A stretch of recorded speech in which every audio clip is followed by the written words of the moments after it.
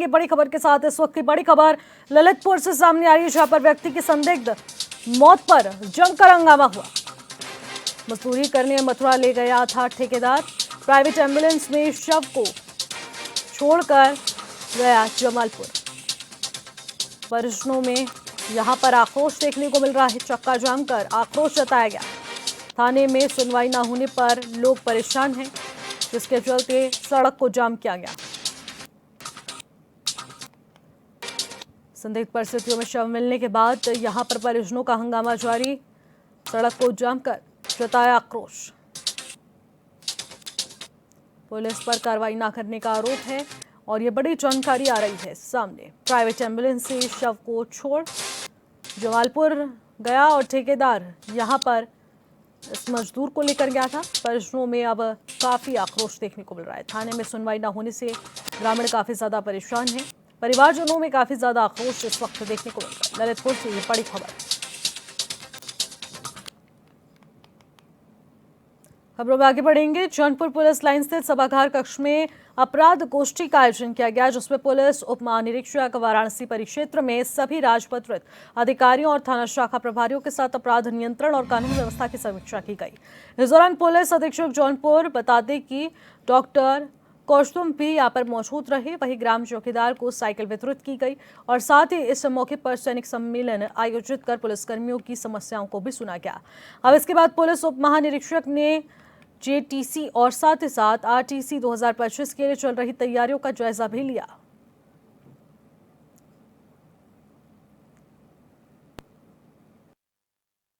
जौनपुर में अपराध समीक्षा और पुलिस के द्वारा कृत कार्रवाई विभिन्न जो अपराधों पर है उसकी समीक्षा की गई और पुलिस लाइन परिसर में जो जेटीसी और आरटीसी की आगामी ट्रेनिंग होना प्रस्तावित है, प्रशिक्षण होना प्रस्तावित है, उसके भी जो निर्माण कार्य उससे संबंधित है, इंफ्रास्ट्रक्चर फैसिलिटीज़ हैं, उससे संबंधित उनकी समीक्षा की जाए। अगली खबर कन्नौज से है, जहां पर कन्नौज में पुलिस और आरटीओ से बेचने के लिए डग्गा मार बस संचालकों ने एक अनोखा तरीका अपनाया है, जिसमें वो अब यूपी रोडवेज के रंग में रंगकर सड़क पर अब पूरी तरीके से बसें दौड़ा रही हैं। मामले का खुलासा तब हुआ जब चेकिंग पर निकली एआरटीओ सुनीता सैनी ने रोडवेज की तरह दिख रही 2 बसों को रोका और जब बसों की जांच की गई तो खामियां निकली तो दोनों बसों को सीज कर लिया गया है। वहीं एआरटीओ चेतावनी देते हुए उन्होंने कहा कि इस तरह से संचालित डग्गा मार बसों पर सख्त कार्रवाई की जाएगी। हाँ, ये डग्गा मारी बसें मुझे पता चला था कि छिबरा मऊ से जो है दिल्ली के लिए और गुड़गांव के लिए बसें जाती हैं। तो उसी के अवसर पर मैं सुबह आई थी, तो आज मुझे 2 बसें मिली। एक बस तो बिल्कुल रोडवेज की कलर में पेंट किया हुआ था उसने, और रोडवेज के जैसा ही पूरा उत्तर प्रदेश और ये आनंद विहार से दिल्ली तक, लखनऊ से मतलब ये लखनऊ से आनंद विहार दिल्ली तक का बोर्ड भी लगा रखा था। और वो उस बस को पहचानना मुश्किल है कि ये रोडवेज की है कि प्राइवेट है। उसी बस में यहाँ से छिबरा मऊ से दिल्ली के लिए सवारियाँ जा रही थी, जिन सवारियों को मैंने दूसरी बस में शिफ्ट करके उस बस को यहाँ कोतवाली छिबरा मऊ में सीज कर दिया है। कानपुर का बिकरू सामूहिक हत्याकांड एक बार फिर से चर्चा में है। दरअसल हत्याकांड के दौरान घायल हुए पुलिसकर्मी को इलाज के लिए शासन की तरफ से 6.5 लाख रुपए दिए गए थे, जिसके 5 साल बाद अब इन सभी को नोटिस दिया गया है, जिसमें लिखा है कि 15 दिनों के अंदर पूरा पैसा वापस कर दें, वरना वेतन से 20% की कटौती की जाएगी। बता दें कि इस फरमान के बाद 5 पुलिसकर्मी परेशान हैं, जिसके चलते इन्होंने ज्वाइंट सीपी बता दें कि हेडक्वार्टर से मुलाकात की और अपनी समस्याओं के बारे में जानकारी दी, जहां पर ज्वाइंट सीपी ने 5 की मदद का आश्वासन दिया है।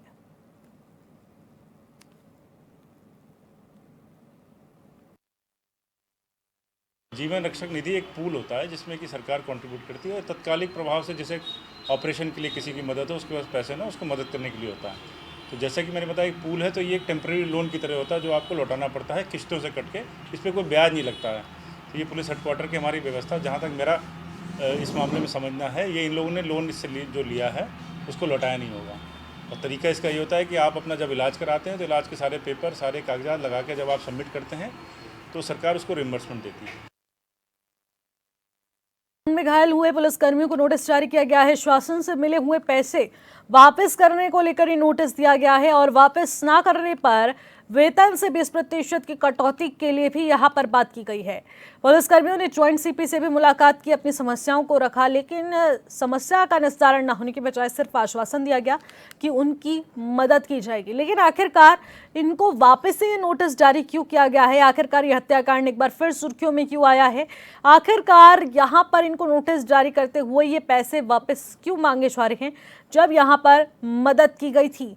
अब 15 दिनों के अंदर पूरे पैसे वापस लौटाने को लेकर यहाँ पर ये नोटिस जारी होता है और ऐसे में ज्वाइंट सीपी से मुलाकात भी की गई। इन पांचों ने मुलाकात की और आश्वासन ही मिला है, जिसमें कहा जा रहा है कि इन पुलिसकर्मियों की सहायता की जाएगी, मदद की जाएगी। लेकिन आखिरकार कानपुर का बिकरऊ सामूहिक हत्याकांड एक बार फिर से चर्चाओं में आ चुका है। दरअसल हत्याकांड के दौरान घायल हुए पुलिसकर्मियों को इलाज के लिए शासन की तरफ से जो 6.5 लाख रुपए दिए गए थे, उसमें 5 साल के बाद अब एक बार फिर नोटिस जारी करते हुए लिखा गया है कि 15 दिनों के अंदर पूरा पैसा वापस करे, वरना वेतन से 20% की कटौती की जाएगी। और अब फरमान के बाद पांचों पुलिसकर्मी इसको लेकर काफी ज्यादा चिंतित हैं।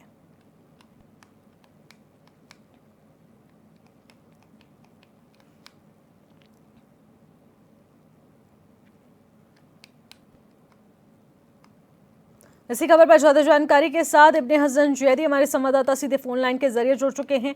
इब्ने, हत्याकांड में घायल हुए पुलिसकर्मियों को एक नोटिस जारी हुआ है 5 साल बाद, आखिरकार क्यों और इसके पीछे मकसद क्या है और आखिरकार इसका हल क्या कुछ निकलेगा?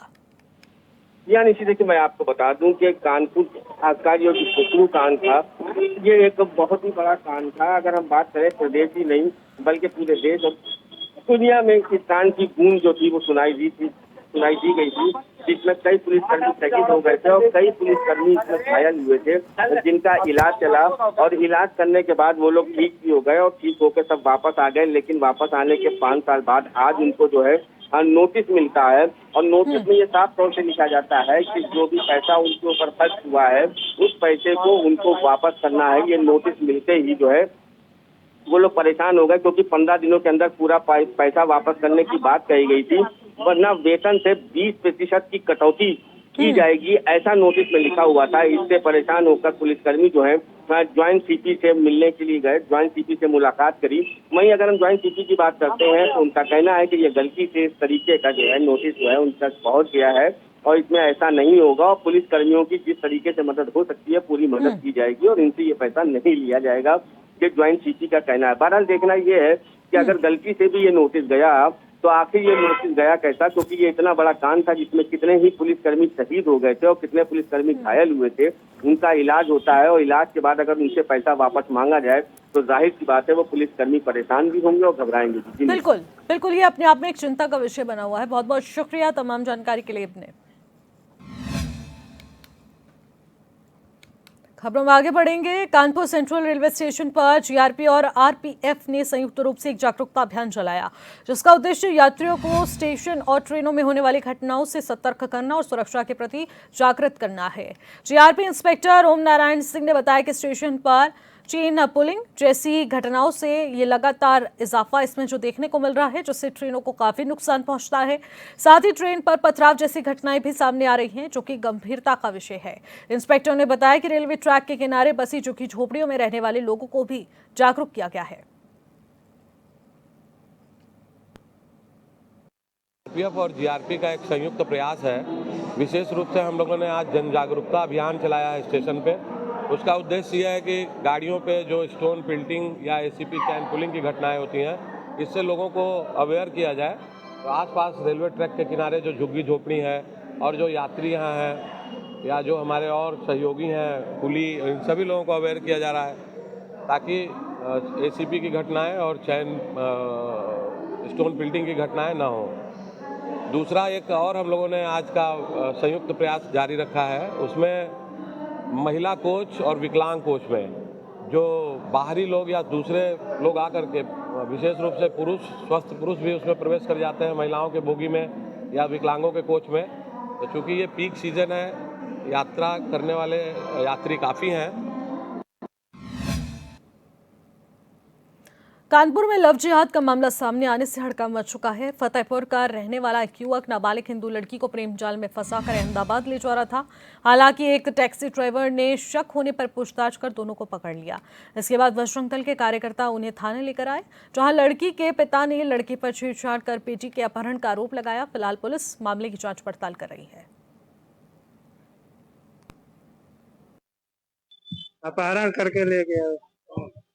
अपहरण करके ले गया वही तासु नाम का लड़का। सुबह हम फोन आया तब हमको जानकारी हुई। जब 5 बजे उठे हम लोग, देखा घर में बिटिया नहीं है। तब इधर उधर देखा, वहाँ घर में मिली नहीं। फिर सीधा यहाँ से फोन आया तब हम लोग फिर सीधा यहाँ के लिए निकले। ये भैया बस अड्डे में उतरे, थोड़े थोड़े हल्की उम्र के लगे। हमने कहा भैया कहाँ जाओगे आप? कहीं भैया हमको अहमदाबाद जाना है। हमको भैया अहमदाबाद की बस नहीं जाती, आप लोग तो थोड़े बच्चे लग रहे हो, कैसे आओ, घर से आओ, क्या बताओ। तो हमसे थोड़ा झटक के अलग हटे, दूसरे ऑटो में बैठ गए। जरीद चौकी उतरे, हमने इनके पीछे गाड़ी लगा दी, मैं शक हुआ। जरीद चौकी ये उतरे, उसके बाद ये उतर गए, और उसके बाद उतरने के बाद ये दूसरी ऑटो में बैठे। ठीक है, मैं इनके पीछे, मेरी शक्ल देखी तो दूसरे ऑटो में बैठ गए। फिर जैसे ये बजरिया उतरे, जैसे ऑटो ने बजरिया तक आ रहा था, बड़ी रिक्शा था, जैसे उतरा मैंने ऑटो पीछे लगाई, ये भागे। फिर मैंने दौड़ा के पकड़ा, तो बजरिया बात जब पकड़ा थे, कहेंगे यहाँ आगे बढ़ो, मतलब बजरिया तिकोना बाग है, उससे आगे भाग चुके थे। यहाँ ये मंदिर जो पड़ता कूड़ा घर, यहाँ तक भाग चुके थे। तो हमने इनको जैसे पकड़ा, कहीं भैया हमें अहमदाबाद जाएंगे। भैया कैसे जान लो, भागता है, हमसे तो पहली बात करो, तो आप पीछे पीछे ऑटो लिए घूम रहे यार। मेरे घूमने के टाइम था, तो ये क्या कह रहे हैं हमें अहमदाबाद जाना। कि भैया बताओ तो तुम भाई बहन हो क्या हो? लेकिन भाई बहन है, मुझे भी आधार कार्ड दिखाओ। लड़के मुस्लिम, हमने एक तमाचा मारा लड़के को। हम क्या बताओ कैसे ले जा रहे हो? जानकारी मिली कि एक जिहादी जो एक माइनर लड़की जो कि नाबालिग है, उसको फतेहपुर से अपने साथ बहला फुसलाकर लेके चला आया। यहाँ पर कानपुर का हिंदू मुस्तैद है। कानपुर के हिंदुओं को और कानपुर के बजरंग दल के कार्यकर्ताओं को जैसे ही सूचना लगी कि नाबालिग लड़की है और उसको लाने वाला एक जिहादी है, उन्होंने तुरंत उसको पकड़ा। और पकड़ने के बाद जब उसकी चेकिंग हुई तो पता चला कि उस लड़की को अपने साथ वो अहमदाबाद ले जाने वाला था, और उसको संबंधित पास का जो थाना था, उस पास के थाने पे लाया गया है। लाने के बाद उसको बंद कराया गया है। पुलिस ने अपनी कार्रवाई इस पे शुरू कर दी है और परिजनों को सूचना दे दी है। परिजन भी यहाँ पर आके उपस्थित हो गए हैं। कानपुर में इन लव जिहादियों की एक तरीके से कब्र खोदने का काम कानपुर का हिंदू करने जा रहा है। कानपुर में किसी भी प्रकार का कोई भी जिहाद अब बर्दाश्त नहीं किया जाएगा। इसमें एक युवक और एक युवती जो है कन्नलगंज थाने पे जो है आए हैं, और उसमें वो लड़की जो है हिंदू पक्ष की और लड़का मुस्लिम पक्ष का है। इस संबंध में जो है लड़की के परिवार वालों को बता दिया गया है। फतेहपुर के रहने वाले हैं, ये कहीं जा रहे थे बाहर, तो परिवारजनों को बता दिया गया है। अब इसमें जो भी तहरीर आएगी तो उसकी जांच की जाएगी और उसके आधार पर इसमें कार्रवाई की जाएगी।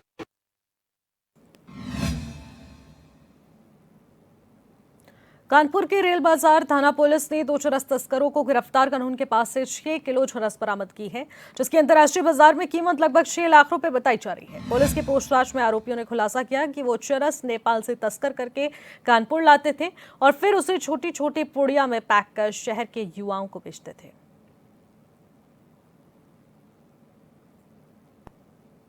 सर्विलांस टीम, स्वाट टीम और रेल बाजार पुलिस टीम द्वारा 4:08 पे लोको कॉलोनी से 3 अभियुक्त को पकड़ा गया है।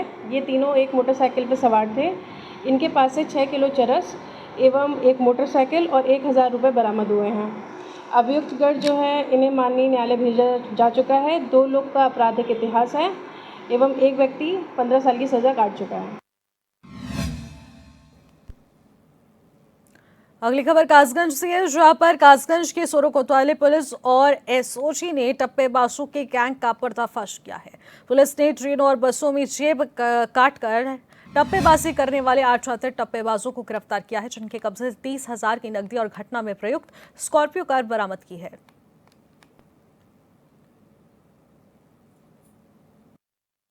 कासगंज की सोरो कोतवाली पुलिस, एसओजी और सर्विलांस की संयुक्त कार्रवाई में पुलिस ने एक टप्पेबाजी के गैंग का पर्दाफाश किया है, जहां पुलिस ने 8 टप्पेबाजों को गिरफ्तार किया है। प्रेस वार्ता के दौरान जनपद कासगंज की पुलिस अधीक्षक अंकिता शर्मा ने जानकारी देते हुए बताया कि यह टप्पेबाज ट्रेन व बसों में जेब काटने का भी कार्य किया करते थे। सभी टप्पेबाज 8 जिनमें से 7 जनपद एटा के निवासी हैं, जबकि एक टप्पेबाज जनपद मैनपुरी का निवासी है। पुलिस अधीक्षक ने जानकारी देते हुए यह भी बताया कि सोरों कोतवाली क्षेत्र में 6 मई के लिए इन टप्पेबाजों ने 1 लाख रुपए की टप्पेबाजी की थी, जिसमें से पुलिस ने 30,000 की नकदी बरामद कर ली है। वहीं पुलिस अधीक्षक ने जानकारी देते हुए बताया कि 8 टप्पेबाजों में से 2 टप्पेबाजों का आपराधिक इतिहास भी है। फिलहाल पुलिस अधीक्षक अंकिता शर्मा ने खुलासा करने वाली पुलिस टीम के लिए 15,000 रुपए का पुरस्कार देते हुए 8 टप्पेबाजों को जेल भेजने की कार्रवाई कर दी है। कासगंज से एचएनएन न्यूज के लिए रोहितास भारद्वाज। मऊ में पुलिस अधीक्षक के निर्देशों पर अवैध शराब कारोबार के खिलाफ चलाए जा रहे अभियान में पुलिस को बड़ी सफलता हाथ लगी है। पुलिस ने गोरखपुर हाईवे पर एक टैंकर समेत 2 आरोपियों को गिरफ्तार कर लिया, जिनके कब्जे से 10 लाख रुपए की 173 पेटी शराब समेत मोटरसाइकिल और मोबाइल फोन बरामद कर लिया है। फिलहाल पुलिस आगे की कार्रवाई में जुट चुकी है। मऊ पुलिस का सबसे बड़ा सफलता मिली है। एसओजी टीम और थाना गोसी का संयुक्त टीम ने 2 शराब तस्करों का गिरफ्तार किया गया है। ये दोनों बक्सर जिला बिहार का रहने वाले हैं। ये लोग एक टंकी जो दूध का टंकी में अंदर छुपा के रख के कुछ शराब 8 PM जो ब्रांड है उसका ले जा रहे थे। इसको मुखबिर के सूचना पर गोरखपुर रोड पर मऊ थाना क्षेत्र में पकड़ा गया है। इसमें टोटल 173 पेटी 8 PM का है, हर पाउच 180 ml का है, बरामद किया गया है। इसका टोटल कीमत 10 लाख का है। इसमें 2 लोग गिरफ्तारी किया गया है और ये जो वाहन मालिक है वो फरार है, उनको गिरफ्तारी करने के लिए प्रयास किया जा रहा है। फिलहाल इस बुलेटिन में मेरे साथ बस इतना ही। आप देखते रहिए एचएनएन 24/7। नमस्कार।